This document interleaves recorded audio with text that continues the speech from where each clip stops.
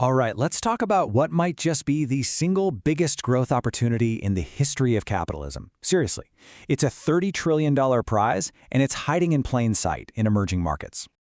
So let's just start with that number, because it's almost hard to wrap your head around it. $30 trillion. That is the projected annual spending power of consumers in emerging markets by 2025. And get this, we're not talking about some far-off future. This is right around the corner. I mean, how do you even put that into perspective?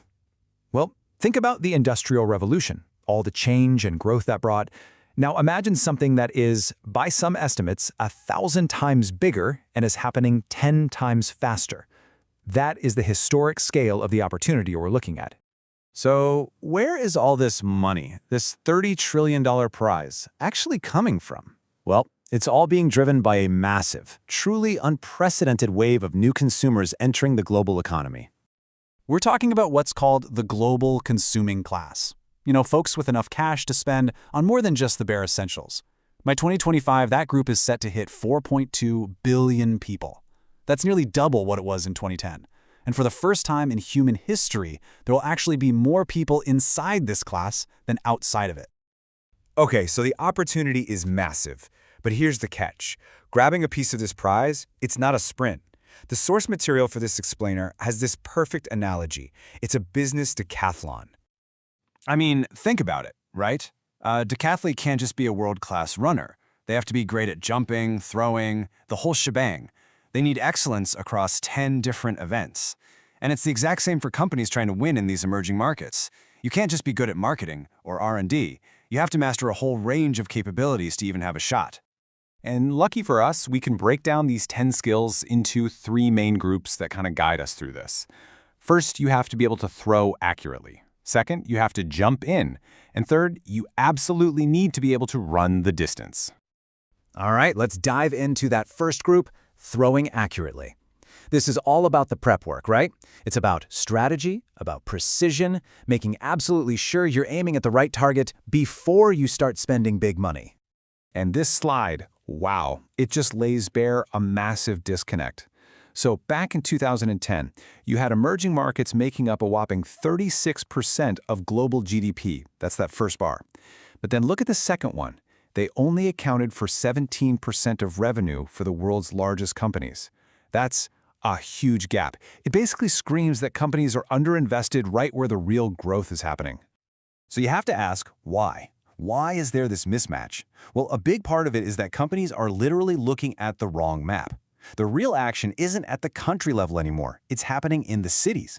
And we're not just talking about the mega cities you already know. We're talking about 440 mid-sized cities, these middleweights that are set to generate nearly half of all global GDP growth. And that really gets to the core of it, doesn't it? This idea that you can have a single China strategy or an India strategy is just over. It's a recipe for failure. Consumer needs, tastes, everything can be wildly different between cities that are just a short drive apart. The only way to win is to get granular, to think city by city. Okay, so you've done your homework, you've aimed your throw perfectly, now it's time to go for it. Let's move to our second event group, jumping in. This is all about execution, about taking decisive action. And look, this isn't just about making cheaper versions of what works in the West. That's a huge mistake. Take a look at what LG Electronics did in India. It's a fantastic case study. They didn't just slash prices, they actually innovated for what Indian consumers needed.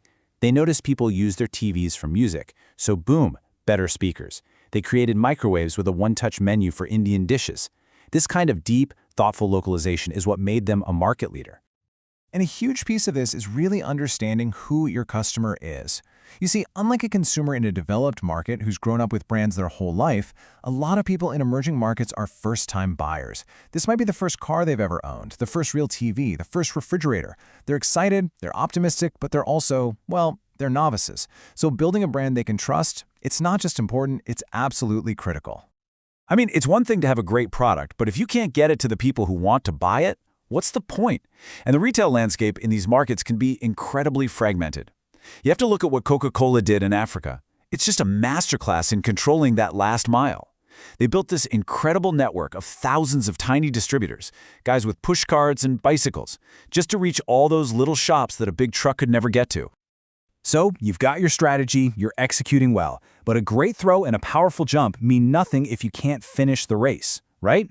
And that brings us to our final set of skills, running the distance.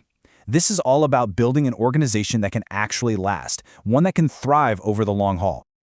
And believe me, one of the biggest, most persistent hurdles is talent. Just look at this chart. In China, the annual turnover for managers at multinational companies can hit 30, even 40%. The global average is around 7%. That is a massive difference. You simply cannot build a lasting business if your best people are walking out the door every couple of years.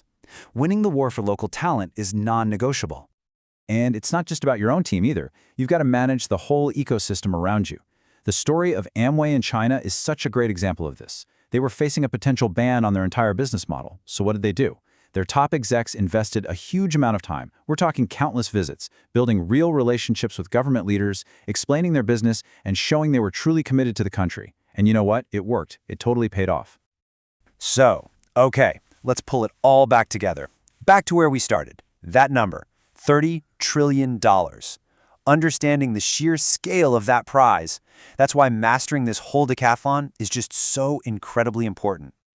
Here's a way to think about it. For 100 years, we've called the winner of the Olympic decathlon the world's greatest athlete.